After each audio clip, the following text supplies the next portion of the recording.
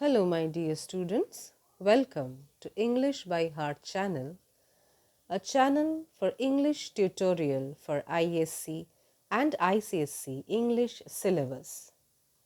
Today, I will explain you Scene 4 from Macbeth, line by line explanation.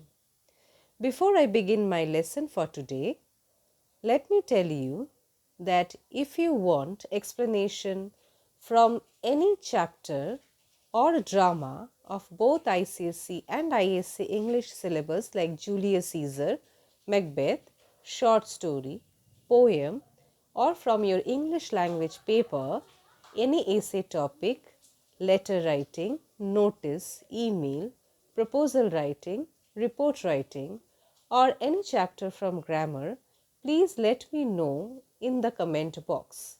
You put your requisition in the comment box and I will take up those chapters in my next videos and try to do the needful.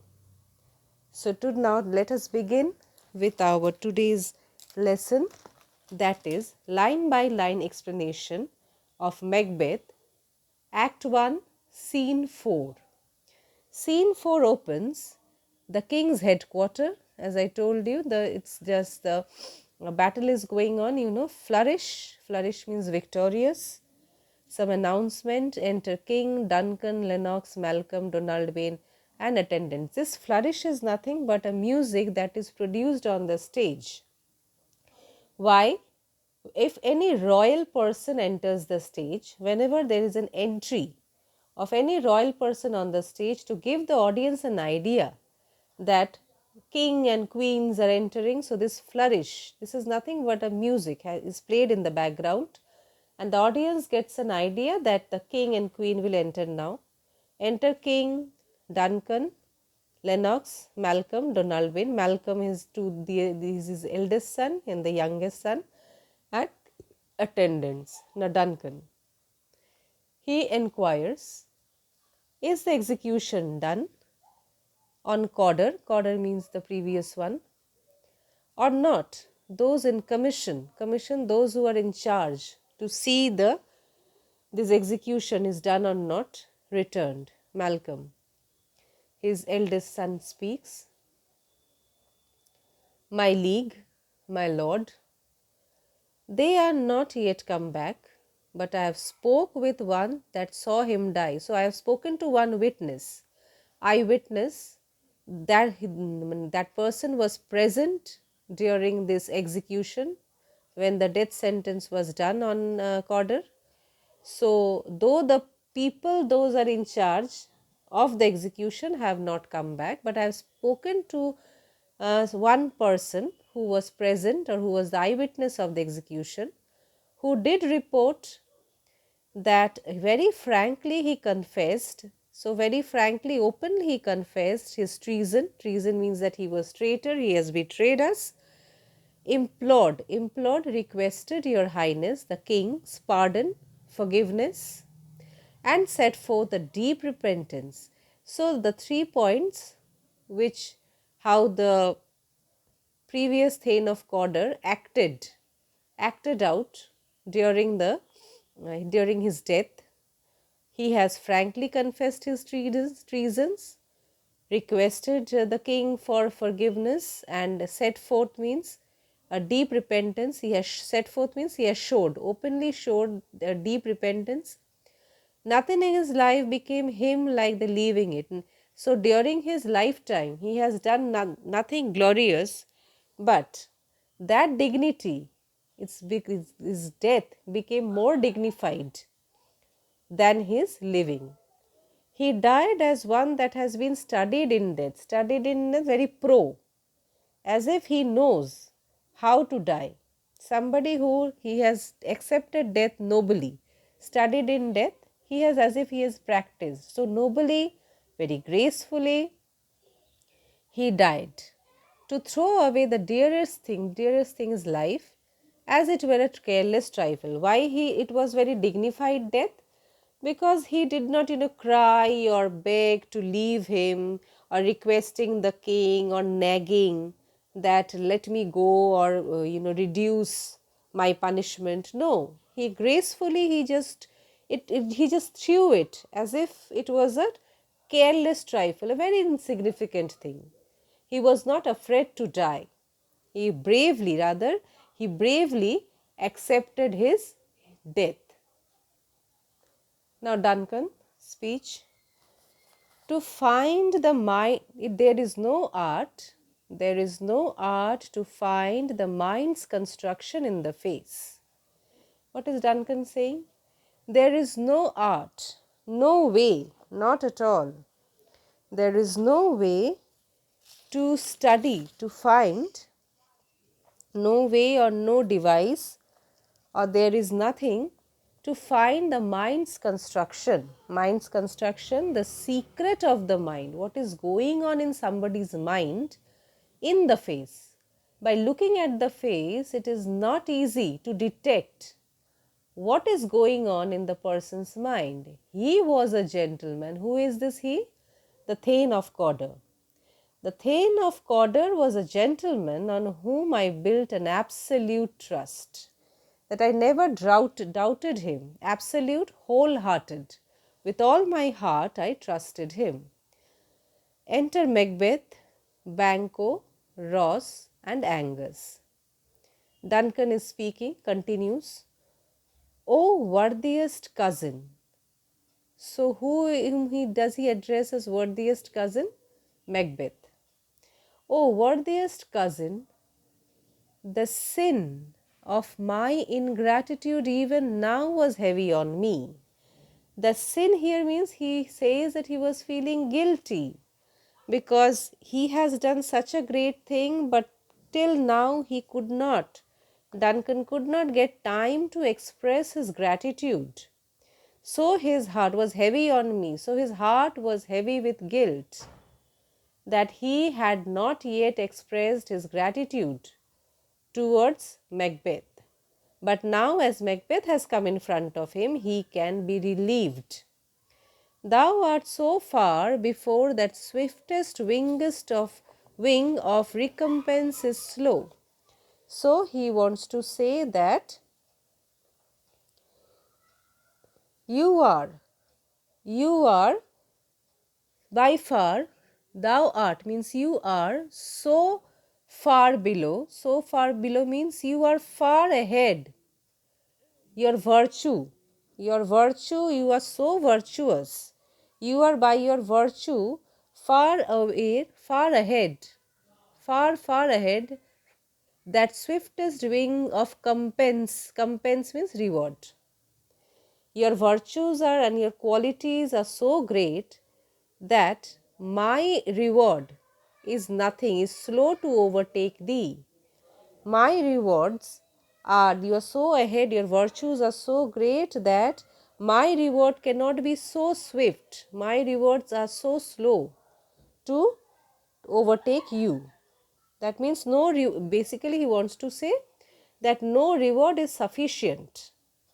How much reward I give you, but those are not sufficient for the great job, for your virtue or that you deserve. Would it has less deserved that the proportion of both thanks and payment. Payment is reward. So even if I thank you and pay you in great amount, then also they are not proportion. The balance of your virtue, your bravery cannot be equal to my gratitude or my thanks and payment, the reward that I give you, might have been that the proportion of thanks and payment might have been mine. Only I have left to say, more is thy due than more than all can pay. Your dues, that means what you deserve, is greater than all payment. Macbeth says, the service and the loyalty I owe, in doing it pays itself. So he is saying, my service to you, it is my duty to serve you and to be loyal. Loyalty means means I am your subject. So you are my king. So it is my duty to serve you and to be loyal and faithful to you. I owe. I owe means it is my obligation. In doing it pays itself. So that is my payment. I don't want any reward, any title from you. I am happy to do my duty towards you and to remain loyal towards you. Your Highness's part is to receive our duty, and as a king, it is your part, it is your role as a king to receive our duties, and our duties are to your throne and state. So, our duties means our service. And what is our duties? Our duties are to your throne and state, to protect your throne and to protect your state. The children and servants. So, we are there to protect the children and the servants. So, which do but what they should by doing everything safe towards your love and honor. And to be safe means we don't want to lose your love, and what in return we want? Your love and honor. That means he says that it's a role of the king, that is your duties. Your duty, your part is to receive our duties, our service, and are to your throne and state. Children and servant. Here children means as children are supposed to serve their parents, and servants are supposed to serve their master. So it's similarly, so it's like that only, like them we also do our duties by doing everything safe. Safe means in order to be safe in your heart, in order to be safe in your heart towards your love and honor. Now Duncan speaks. Welcome hither. I have begun to plant thee. Here we uses the image of a plant that will labor to make thee full of growing. So Duncan says that already I have planted you in my heart and will try my best to see you that you grow up into a big tree. That means I have already loved you so much, already your virtues, everything is, you have captured my heart, you have won my heart. I am already impressed and will try my best to give you enough rewards and honor so that you flourish. Full of growing is to flourish. Then Duncan addresses Banquo. Banquo was standing quietly. Noble Banquo, that has no less deserved, nor must be known no less to have done. So let me enfold thee and hold thee to my heart. Enfold means let me also embrace you. Enfold means to embrace you. So Duncan, he is saying that Duncan, you also don't deserve, or you are no less deserving than Macbeth. And you should know that you have also not done, you have also done too much. Your performance in the battle, or your role in the battle, was no less than Macbeth, and so I want to embrace you and hold thee. You also have a special place in my heart. Banquo. There if I grow, there means in your heart. In your heart if I grow, the harvest is your own. Even if you have loved me, if you have placed me in your heart, the harvest means the fruit. The fruit is no less. So the recognition that you give, here the recognition if you give by planting me in your heart, the harvest means my service. My service is only for you. So Duncan says, my plenteous joy, I am excessively happy. Wanton means it's out of bound in fullness, it's profuse, and wanton means huge. Fullness seek to hide themselves in drops of sorrow. So Duncan is having tears in his eyes. He says that sometimes excessive joy, is when you are overwhelmed. Then it brings, in order to hide that I am having drops of sorrow, means he is having tears in his eyes. Sons, kinsmen, thanes, all these are standing in front of him, and you whose places are in the nearest, know we will establish our estate upon our eldest Malcolm, whom we name hereafter the Prince of Cumberland. So which honor must, now Duncan declares in front of everyone that he decided that, Duncan is an old king. So he is declaring the successor of his throne to his eldest son Malcolm, and this is the title, the Prince of Cumberland. This is the title given to the successor of the Scottish throne. This title, and who it goes to? Malcolm, which honor must, not unaccompanied, invest him only. So not only he is honored. So here Duncan says that not only it is he on whom I will invested, that means conferred him only, but signs of nobleness like stars shall shine on all deservers, those who have done so much for Scotland. Not only Malcolm, but everyone, like the honors will shine on them like stars.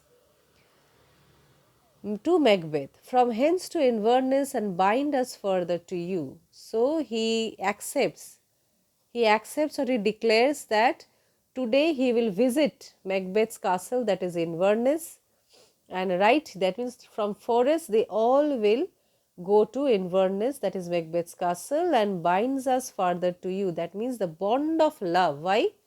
To celebrate this bond of love, or to make the bond of love stronger, he himself takes the invitation. He himself announces that directly from here we all are going to Macbeth's castle. Macbeth.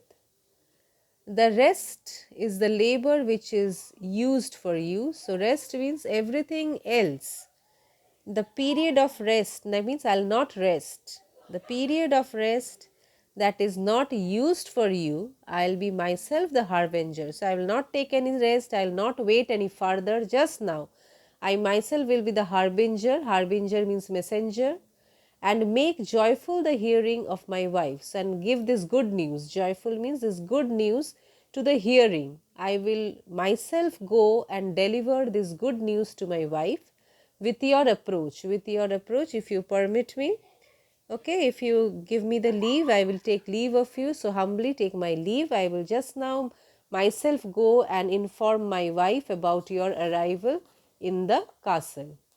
Duncan further praises him, calls him my worthy Cawdor. So, Macbeth, now this is an aside, he speaks to himself that the Prince of Cumberland, that is a step on which I must fall down or else overleap. This aside, this line, what he speaks, shows that he has already decided that he will attain or he will get the throne by killing Duncan. So he says the Prince of Cumberland, that means already the king has declared his successor. So which is serving this title, or this successor is the hindrance. That's a hindrance, that's a a blockage, it's blocking the path, Macbeth's path towards kingdom, towards kingship.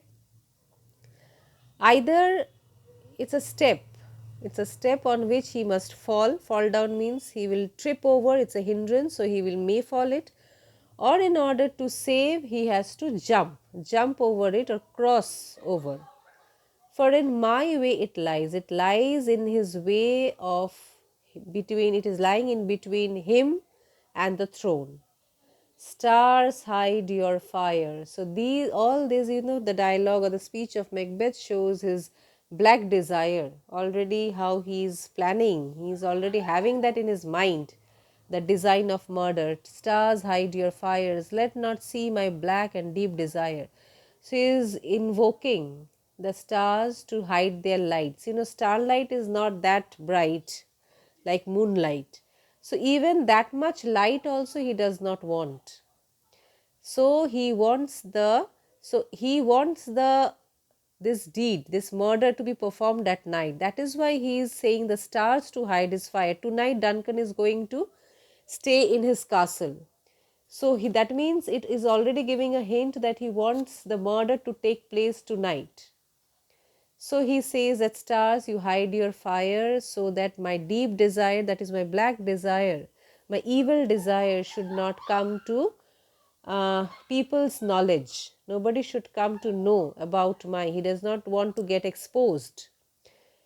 The eye wink at the hand, the eye wink at the hand, the what is the hand doing? It should be so dark, it should be so dark that what the this hand is doing, the eye winks at that. Let the eye wink at what the hand does. Eye wink means not see. Eye should not see what the hand is doing, yet let be that which the eye fears when it is done to see. And yet the eye should not see what is done, but still when it will happen, that be done, that means the eye should shudder. That should be, that eye should be afraid. And when it is done, the murder is done, the eye will be afraid to see the blood. Now Duncan says that true worthy Banquo, now it's Duncan's speech, true worthy Banquo, he is full so valiant. So Duncan says that Banquo also deserves the same recognition, same popularity, same fame like Macbeth. He is so valiant, he is also as courageous as Macbeth, and in his commendations, commendations means praise. In his commendations, I am fed. Fed means I am also praising, I am satisfied. It is a banquet to me. It is a banquet to means Macbeth's glory. Let's after him. So he says Duncan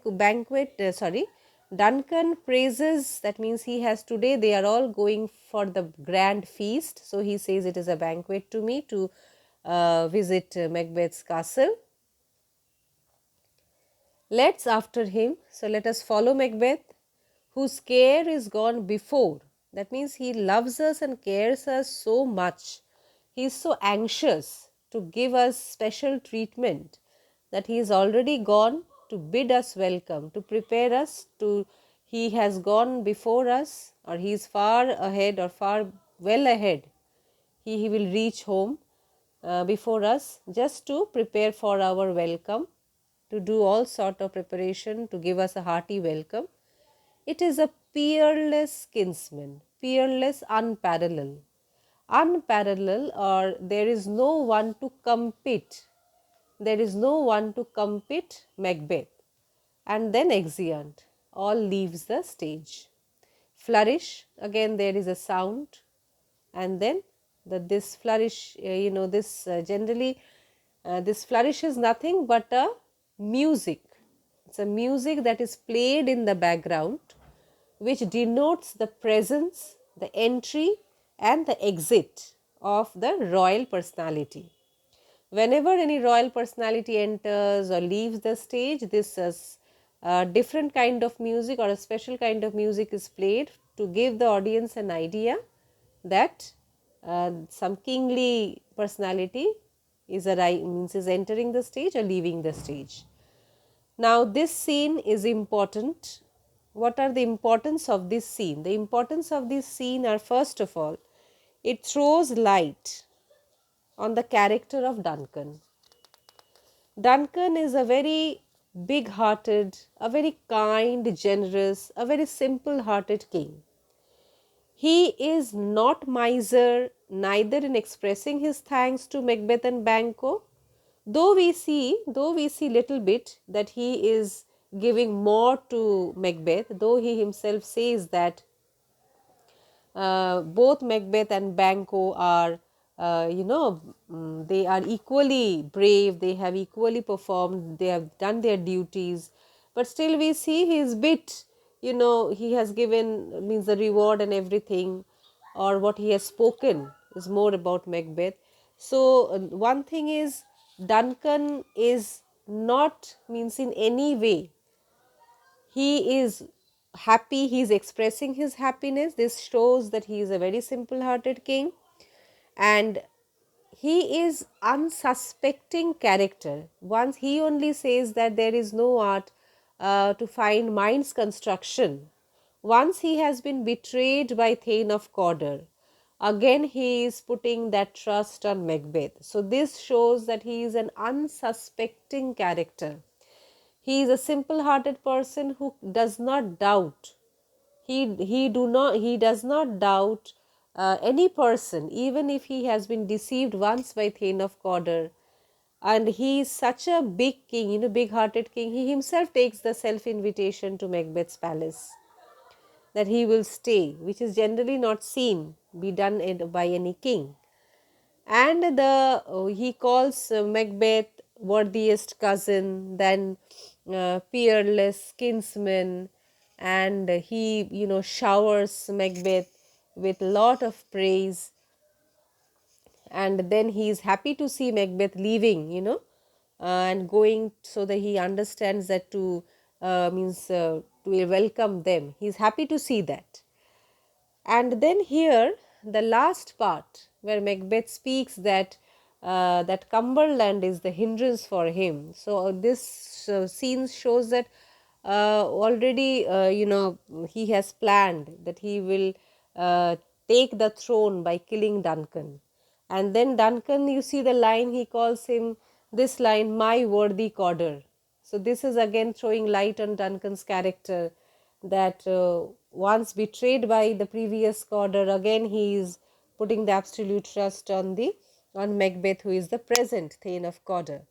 So here we see that how loving king he is, and then he is not at all a miser. He confers all the honors and titles to his son and to his noblemen. He, as he says, that everyone will be awarded, everyone will be rewarded, they will receive titles and honors.